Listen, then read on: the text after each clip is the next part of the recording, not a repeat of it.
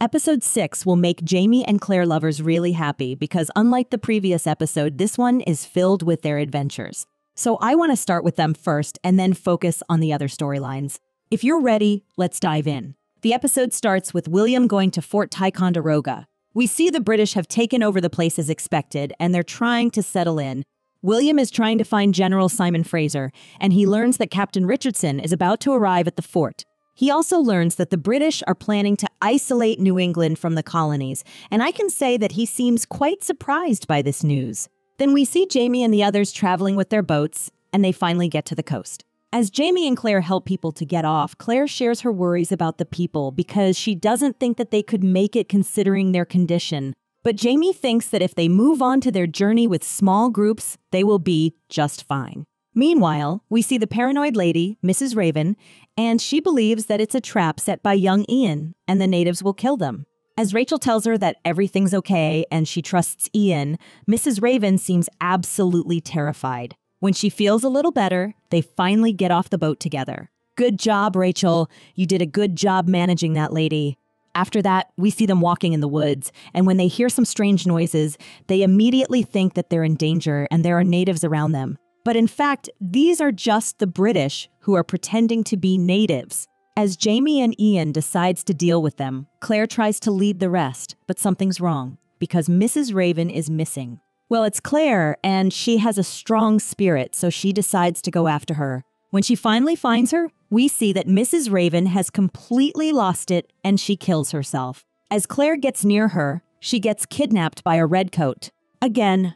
Okay, at this point, I should say that I used to enjoy watching those scenes where Claire and Jamie are trying to save one another. But don't you think it's getting a little bit boring? Meanwhile, Jamie and young Ian get rid of the soldiers, and on their way back to the people, Jamie runs into Denzel. He tells Jamie that Mrs. Raven and Claire are missing, and I can feel Jamie saying, "I'm too old for this shit." Just kidding, he would never. So what does he do? Of course, he goes after her.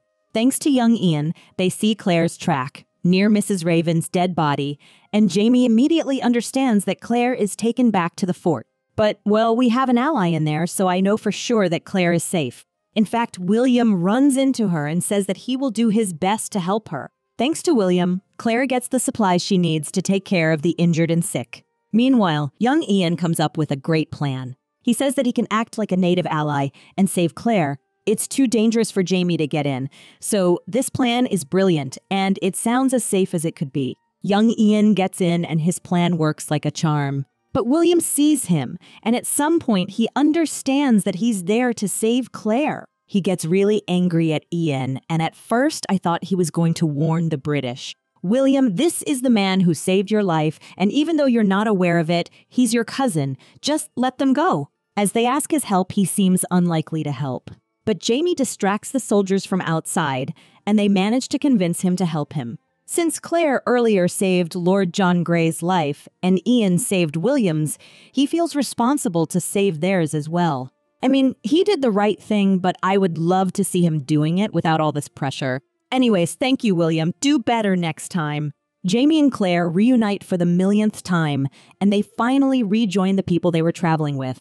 Now that's all for Jamie and Claire. Now it's time to talk about others. We see young Ian and Rachel once again. They are really cute together, and they talk about Rollo. As they are petting him, their hands touch each other's, and I just love it. I need to see their scenes more because it just gets better and better. I'm telling you, these two will be the best couple in this show, aside from Jamie and Claire, obviously. As for MacKenzies, in this episode, we see Roger going to Jemmy's school to complain about the teacher because of what she did to him. It seems like the principal and Roger agree on one thing. The Highland culture should be carried on. So a random visit to school turns into a job opportunity, and Roger gets an offer to be a teacher. Back at Lallybroch, Bree talks about the portal she went through, and she tries to tell how it made her feel. Even though they come up with some theories, I don't think the portal's mystery is fully revealed in this episode, and we need more scenes about it. After that, we see that it's Roger's first day as a teacher, and he shows up with his kilt. He tries to educate the children and parents about the culture, and everyone seems to enjoy his teaching.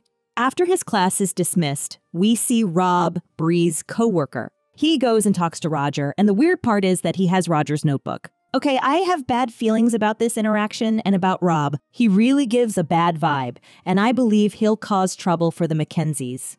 What do you think? Later on, Roger is in the kitchen, and I can say that he's definitely in a good mood, but he realizes that there's someone out there watching him. Okay, this show turned into a horror show quicker than ever. It was really creepy to realize that someone is watching you while you're minding your own business. Anyways, Roger goes out and chases him, and the famous nuckelavee is finally revealed. It's no other than Buck MacKenzie. Roger punches him in the face, and the episode ends. Overall, I believe this episode was good. I can't believe I'm saying that, and please don't get angry, but I think it would be better if we've seen Claire and Jamie less. I'm only saying this because it's getting repetitive, and I hate to see them stuck in similar storylines. What do you think about the episode? What do you think will happen next? Will Roger let Buck go? Let me know in the comments below. If you enjoyed the video, hit the like button and share it with your friends. You can also subscribe to my channel for more videos like this one. Thanks for watching. See you soon.